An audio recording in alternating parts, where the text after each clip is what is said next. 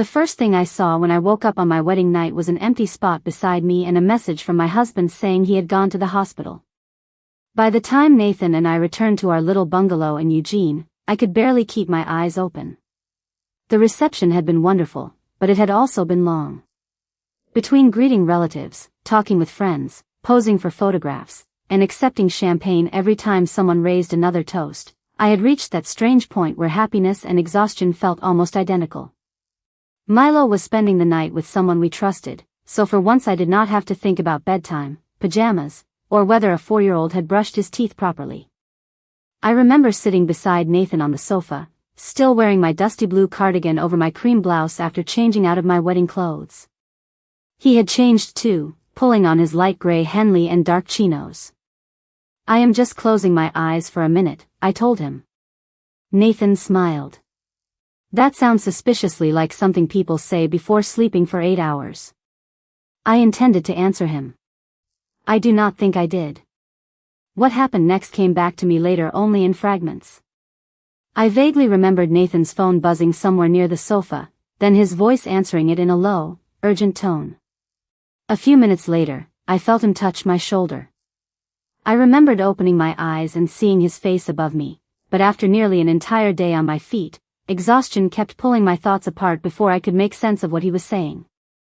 "Sophie," he said. "I need to go out. There is a family emergency." The word family should have woken me completely. Instead, the first thing I managed was, "Milo?" "No. Milo is safe." I remember the relief more clearly than anything else. Nathan said something about a hospital and explaining when he returned. I tried to ask another question, but exhaustion pulled me back towards sleep before I could make sense of his answer.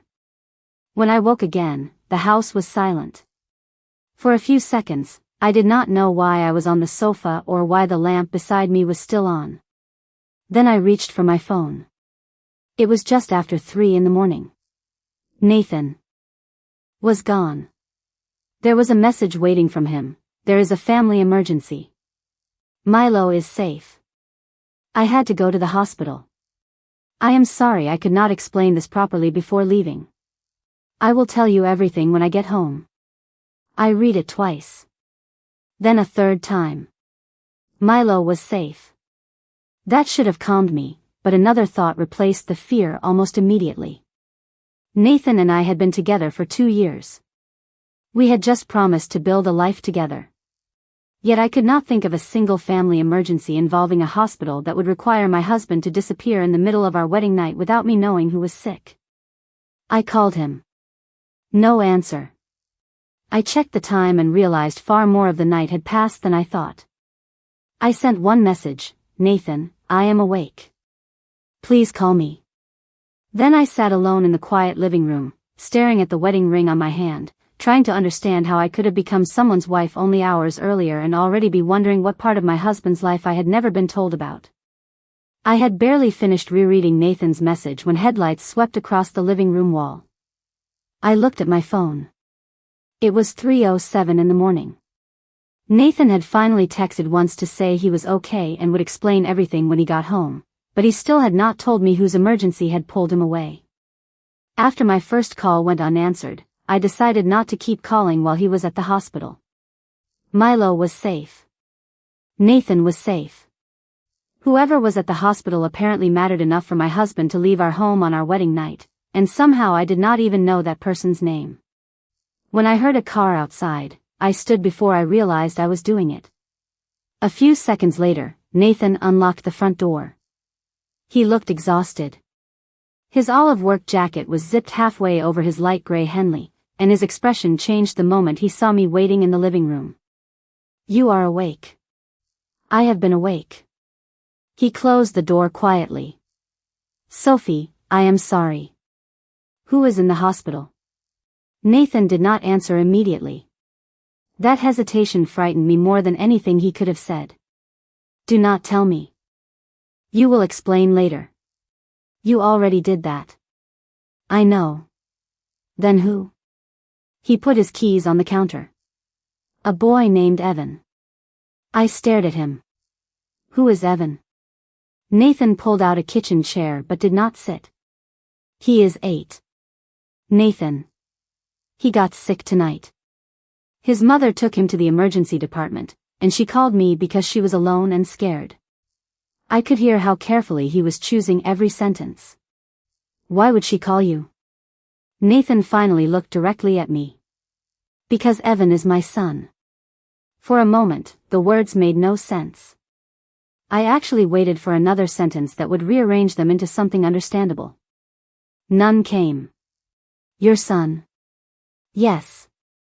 You have a son? His face tightened. Yes. I stepped back from him. 2 years together. A proposal. Wedding plans. Hours earlier, vows.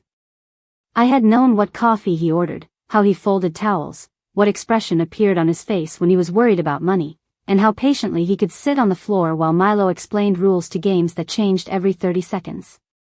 But my husband had an 8-year-old son whose name I had learned after 3 in the morning on our wedding night. Who is his mother? I asked. Lauren Mercer. The name meant nothing to me. And who exactly is Lauren Mercer? Nathan took a breath. My ex-wife. That landed almost as hard as the first confession. Your ex-wife. We divorced before I met you. You told me you had never been married. Nathan lowered his eyes. I know.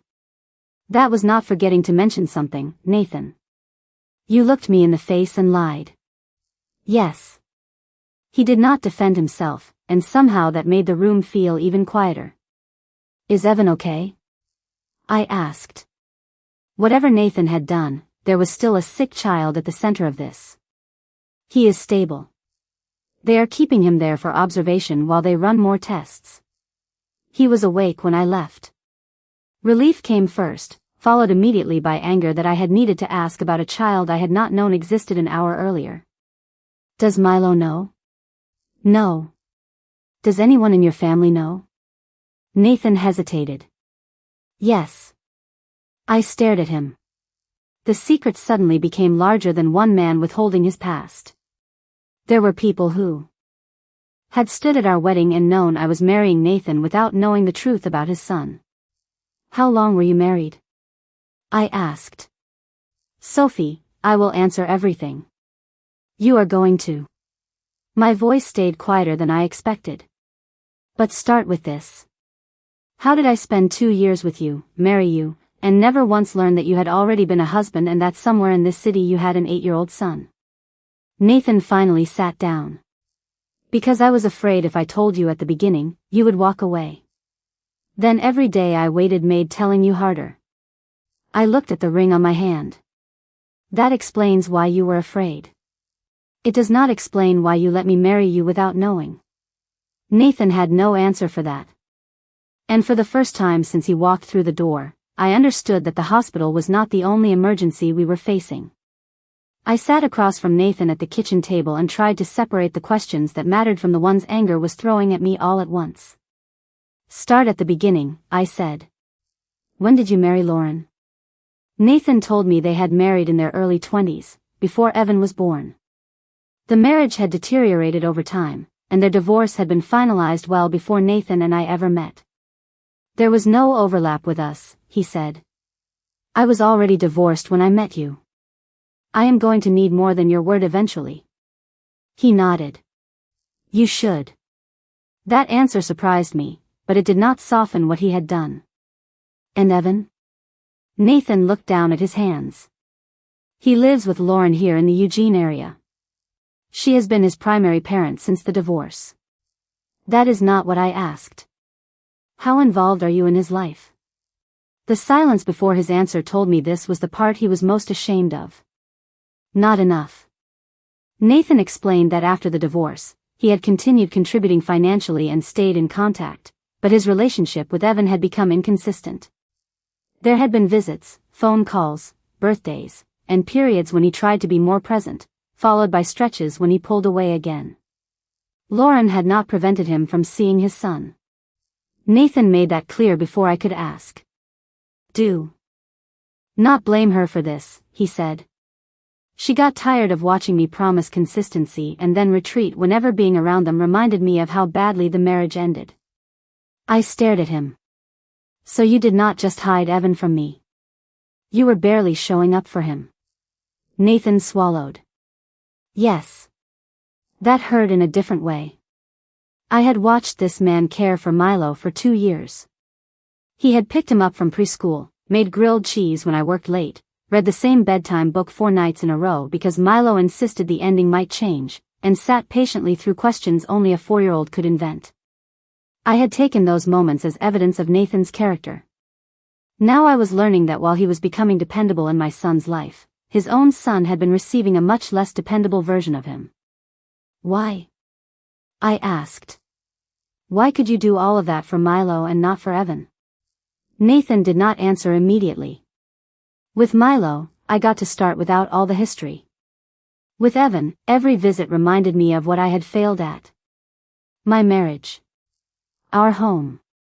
Being the father I thought I would be. I shook my head. Evan was not your failed marriage.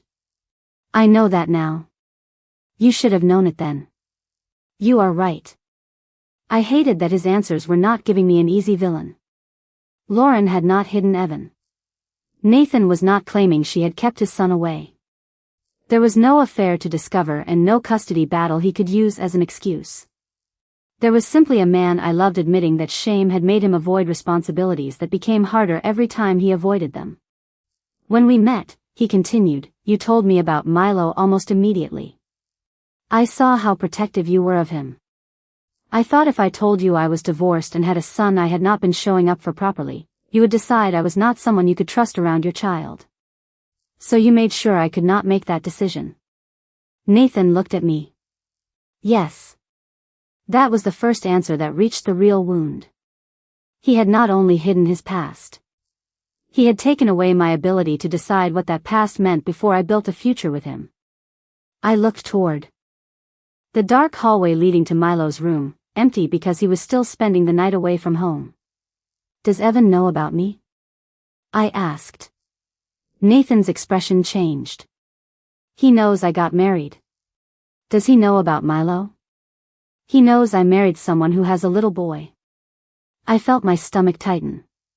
So your 8-year-old son knew about my family before I knew he existed. Nathan said nothing. He did not need to. And suddenly I knew what I needed next was not another explanation of why Nathan had been afraid. I needed to know exactly how many people had been living around a truth that had been deliberately kept from me. By 4 a.m, I had stopped asking Nathan why he had lied. I understood why. Fear, shame, and cowardice had become easier for him than risking the possibility that I might reject him. What I did not understand was how the lie had survived for 2 years without collapsing under its own weight. Who knew? I asked. Nathan rubbed both hands over his face. My parents know about Lauren and Evan. My sister knows. They were at our wedding. Yes. They hugged me. They welcomed Milo. Nobody thought I deserved to know you already had a child. Nathan looked uncomfortable. They thought you knew. That stopped me. What? I never told them I was hiding it from you. When you and I got serious, they assumed I had told you. And at the wedding? There was no reason for them to think otherwise. The betrayal narrowed again. His family had not participated in some elaborate deception. Nathan had allowed everyone to operate under different versions of reality because that protected him from being confronted. What about Lauren? I asked. Did she know you had never told me? Not until tonight. Nathan explained that when Lauren called from the emergency department, she had assumed I already knew about Evan. She had even asked whether I was coming with him. What did you tell her? That you were asleep. Not that your wife had no idea who she was. Nathan lowered his eyes. No. I stood and walked to the kitchen counter because sitting still had become impossible. How often do you talk to her? Mostly about Evan. Sometimes weeks go by. Sometimes we exchange messages several times in 1 week if something is happening with him. And you managed to hide all of that? I did not save her under another name or keep a second phone, Sophie. I was not living some secret relationship with her. Most of our contact was brief. I kept that part of my life separate, and you trusted me enough not to inspect my phone. Do not make my trust sound like the reason this worked. I am not. His answer came immediately. Your trust is what I abused. I looked at him then. That was the first time all night he had named it without wrapping the truth in fear.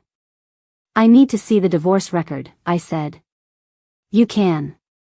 And I need to know what your actual responsibilities to Evan are. Financial support, parenting arrangements, everything that affects the life you just asked me to combine with yours. I will show you. Not because I think Lauren is lying. Because right now I do not know whether you are still leaving things out. Nathan nodded. I understand. My phone showed 4:18. Milo would be coming home later that morning, and somewhere across Eugene an 8-year-old boy was lying in a hospital bed after asking whether his father was coming. I realized I was angry at Nathan for two different things, and they could not be repaired in the same way. He had lied to me, which damaged our marriage. But he had also allowed shame to make him inconsistent in Evan's life, and that damage belonged to a child who had never chosen any of this. Are you going back to the hospital? I asked. Nathan looked surprised. I was planning to call Lauren when Evan wakes up and see what the doctors say. That is not what I asked. He understood. Yes. I should go back. You should. Nathan hesitated.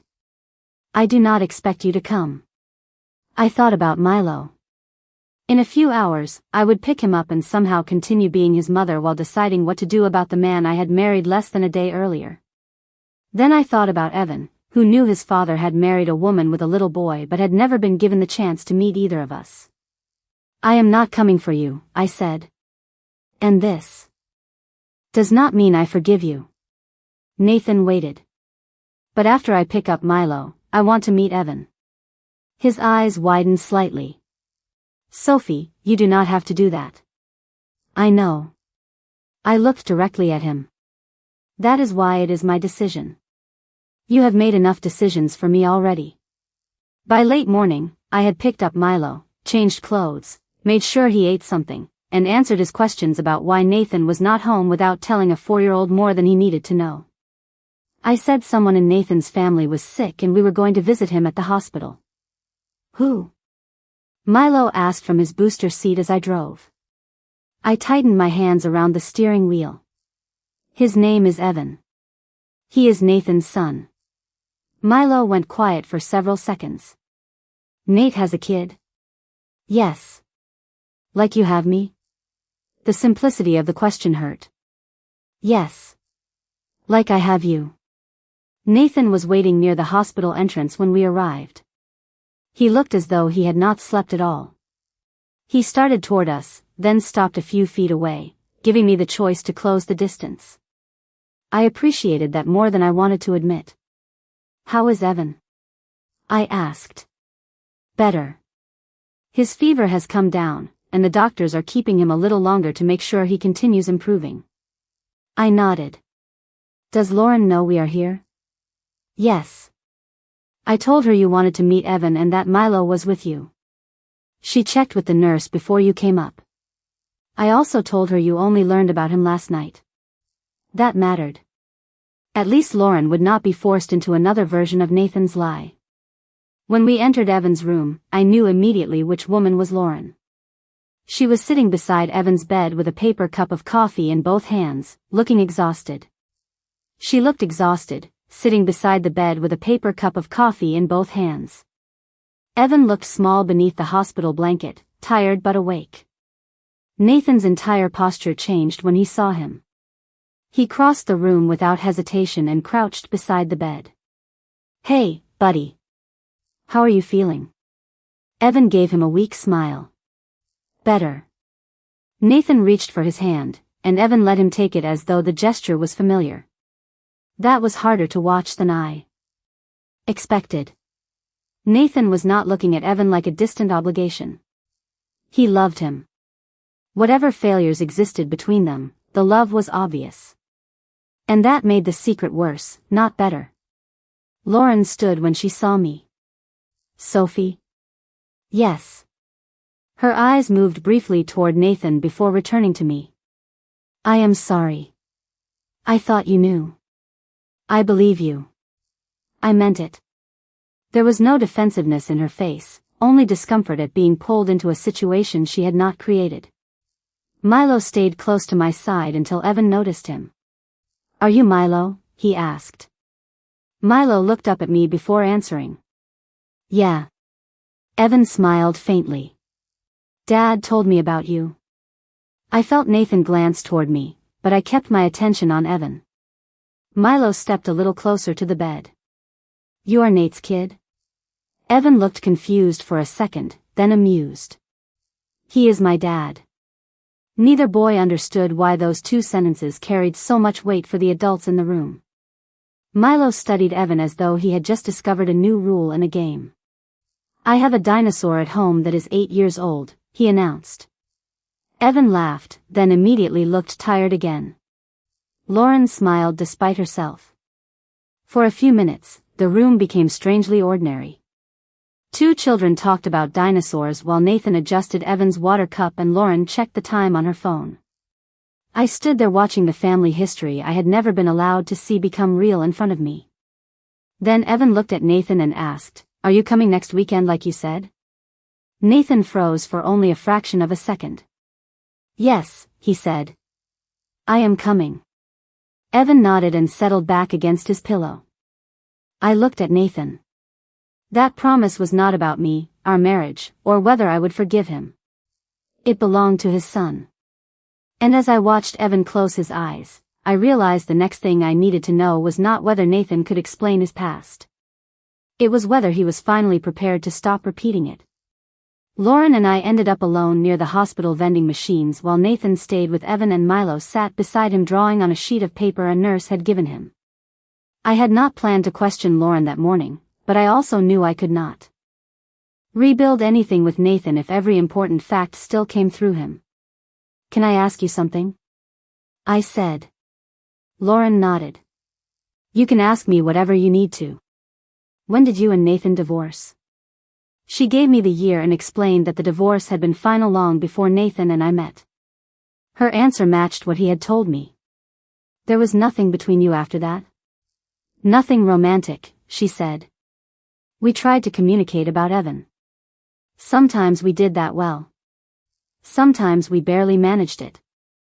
I believed the exhaustion in her voice more than I trusted any polished explanation. Did you keep Evan from him? Lauren shook her head. No. I got angry with Nathan plenty of times, but I never wanted Evan to lose his father. She looked through the doorway toward the room. Nathan was the one who became inconsistent. Hearing the same truth from her did not make it easier, but it removed one possibility I had been afraid of. Nathan had not invented a hostile ex-wife to excuse his absence. In fact, he had done the opposite. He had refused to blame her at all. Was he always like that with Evan?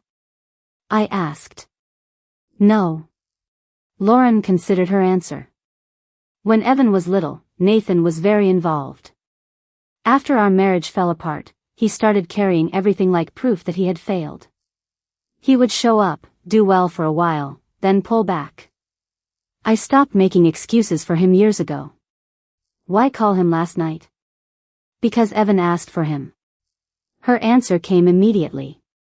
And because whatever problems Nathan and I have, he is still Evan's father. I was scared. I was alone. I called. There was nothing dramatic in her explanation. No hidden relationship. No secret plan to pull Nathan back into her life. Just a frightened mother whose sick child wanted his father. Lauren looked at me carefully. For what it is worth, I really did think you knew about us. He told me. When he said you had only found out last night, I was furious with him.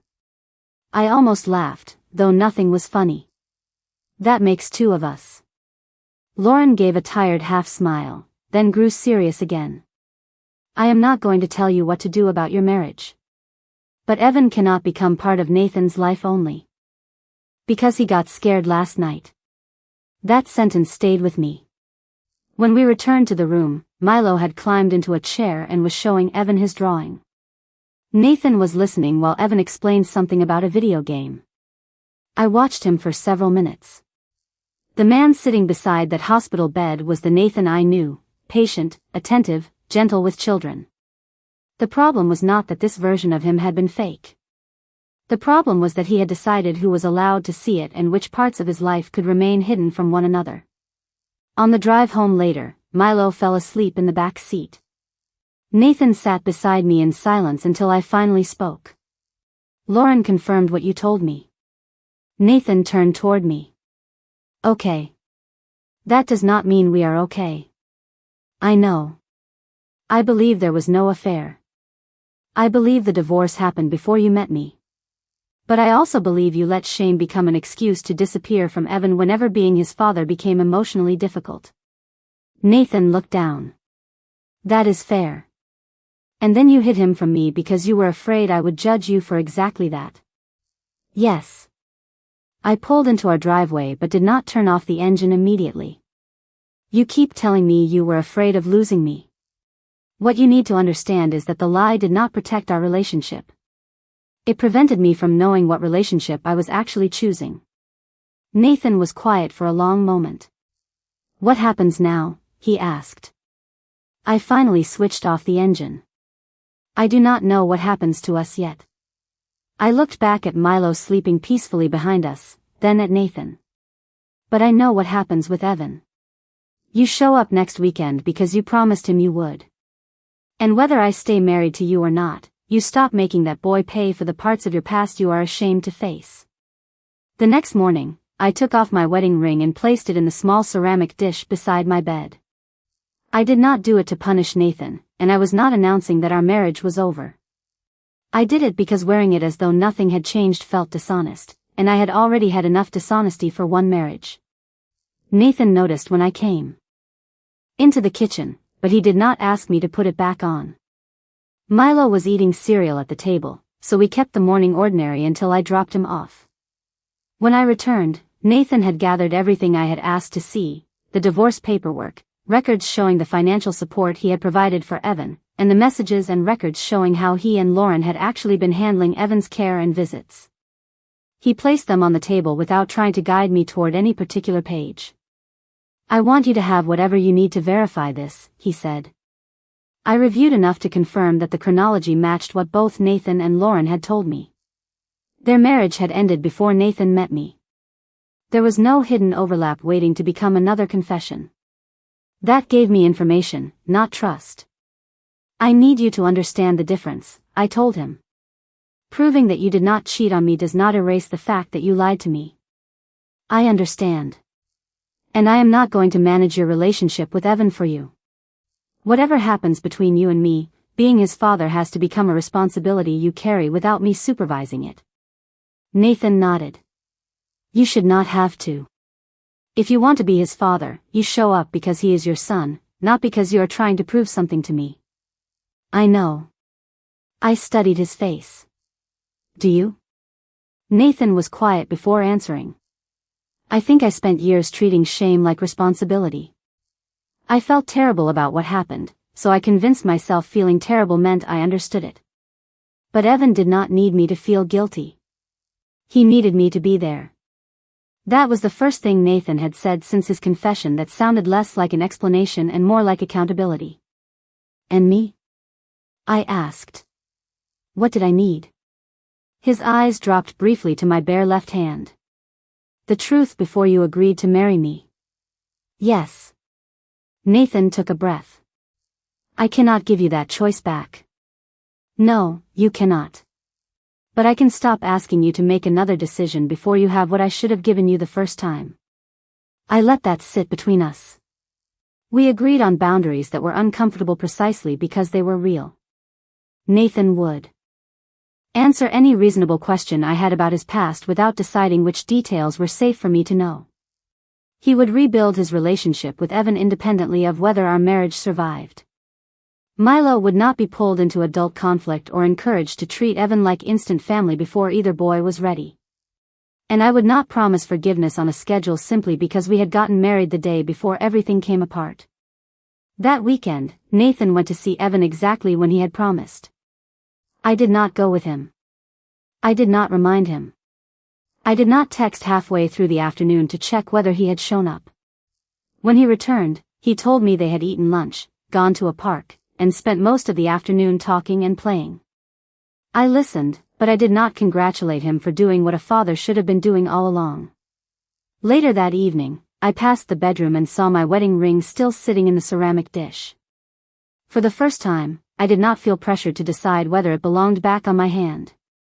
Nathan had spent 2 years controlling the truth because he feared what I might choose if I knew it. Now, if our marriage had any chance at all, he would have to live with the one thing he had tried hardest to avoid. The choice was finally mine. Over the next 2 months, I stopped looking for one dramatic moment that would tell me whether Nathan deserved another chance. Trust had not disappeared in a single moment, even though the truth had. It had been weakened by many decisions Nathan made before our wedding, and if anything could be rebuilt, I needed to see a consistent pattern of different decisions afterward.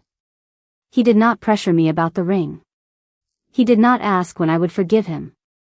More importantly, his effort with Evan continued even when I was not watching. He called when he said he would call. He kept the weekends they arranged. When work created a scheduling problem, he told Lauren early instead of disappearing and expecting her to explain his absence. I knew those things because Nathan stopped treating information like something he could distribute according to what made him comfortable. He did not give me a daily report about Evan, and I did not want one, but nothing was hidden anymore.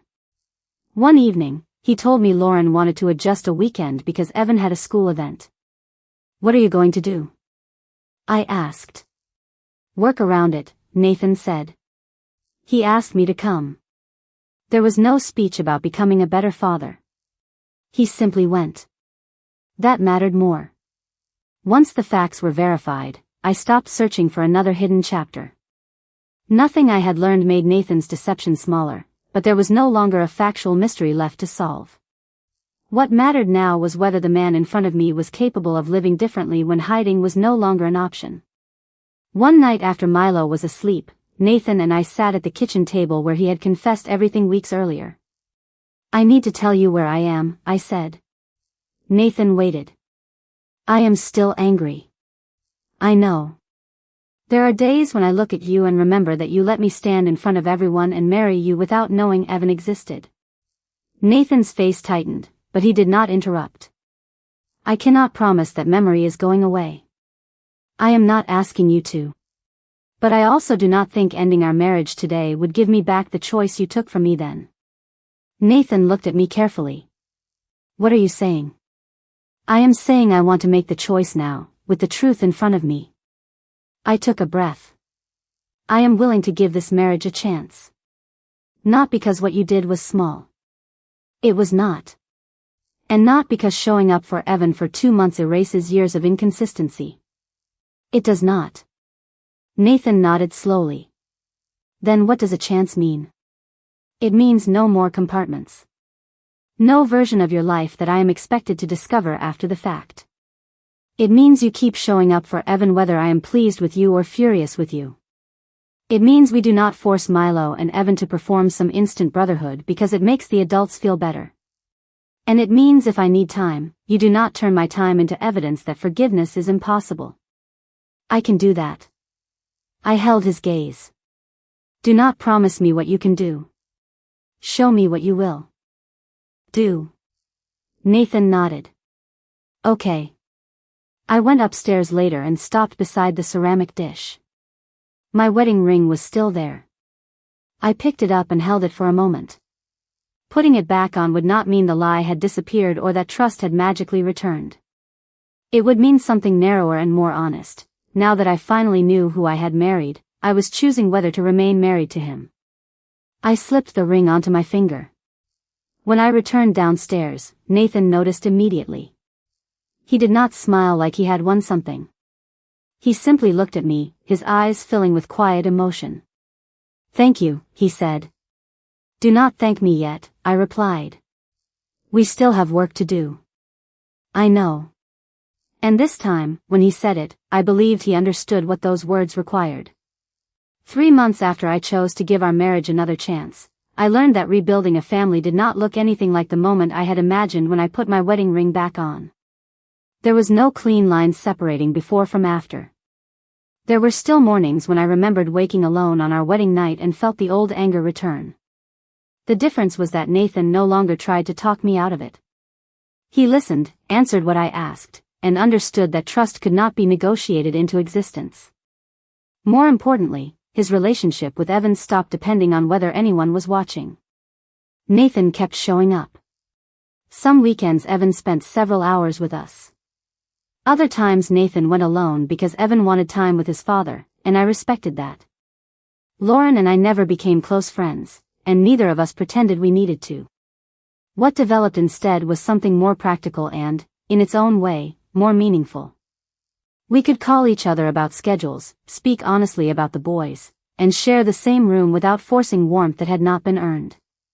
Milo adjusted in the uncomplicated way children sometimes do when adults give them permission not to define everything immediately. At first, he treated Evan like an interesting older visitor who knew better video games. Evan treated Milo like a noisy little kid who asked too many questions. We did not tell them they had to love each other. We let them decide what their relationship would become. One Saturday afternoon, Evan came over while Nathan was making grilled cheese in the kitchen. I was sorting laundry when I heard Milo arguing from the living room. "That is not where it goes." "It fits there," Evan answered. "But that is the dinosaur garage." "You cannot have a dinosaur garage and a fire station in the same building?" "No." I walked to the doorway expecting to mediate some enormous 4-year-old crisis. Instead, I found both boys on the floor surrounded by wooden blocks, toy cars, and plastic dinosaurs. Evan moved 1 block. Milo considered the change, then pushed a dinosaur through the opening. "Okay. Now it works." Evan smiled. Nathan appeared beside me carrying 2 plates. He looked at the boys, then at me. There was a time when that simple scene would have represented everything he was afraid to tell me. His son from the life he had hidden and my son from the life he had wanted were sitting on the same rug, arguing about a toy building as if they had always been allowed to exist in the same world. Nathan did not say anything. Neither did I. He set the plates on the coffee table and told the boys lunch was ready. Later, when Lauren arrived to pick Evan up, Evan stopped at the front door. "Dad, are we still doing Saturday next week?" "Absolutely," Nathan said. There was no hesitation. Evan nodded, then looked toward Milo. "Do not destroy the garage." Milo hugged a plastic dinosaur to his chest. "It is our garage now." Evan laughed and followed Lauren outside. I watched Nathan close the door. He had promised Evan before. The difference was that promises were no longer the evidence I trusted. The evidence was that he kept returning to fulfill them. That evening, after Milo was asleep, Nathan and I sat together on the sofa. "You know I cannot change what I did," he said quietly. "I know. Sometimes I still wish I could go back and tell you before our first date." I looked at him. "If you had, maybe I would have walked away." Nathan nodded. "I know. Or maybe I would not have. That was the choice you were afraid to let me make." "Yes." I rested my hand beside his, our wedding rings catching the same soft light from the lamp. "You cannot give me that choice back. But you can make sure fear never makes another choice for me." Nathan turned his hand over, and I placed mine in it. That was where we were. Not repaired beyond recognition. Not pretending the lie had been necessary. Simply building something more honest than what we had started with. Sometimes the truths people hide are not hidden because they mean nothing, but because they mean so much that fear convinces us silence is safer. Yet silence has consequences of its own. Perhaps trust is not restored by finding the perfect explanation for a betrayal. Sometimes it begins when explanations stop being used as excuses and consistent actions finally take their place. There are also moments when forgiveness does not mean returning to the relationship that existed before. Nathan and I could never return to the marriage we thought we had started because part of it had been built without the full truth. What we could do was decide, with clearer eyes, whether something more honest was worth building afterward. And perhaps that is what made our second beginning different from our first. This time, everyone who belonged in Nathan's life was finally allowed to exist in the same story. If you had been in Sophie's position, what would Nathan have needed to do before you could consider rebuilding trust? And when someone hides a truth this important out of fear, where would you draw the line between understanding their reasons and protecting your own boundaries?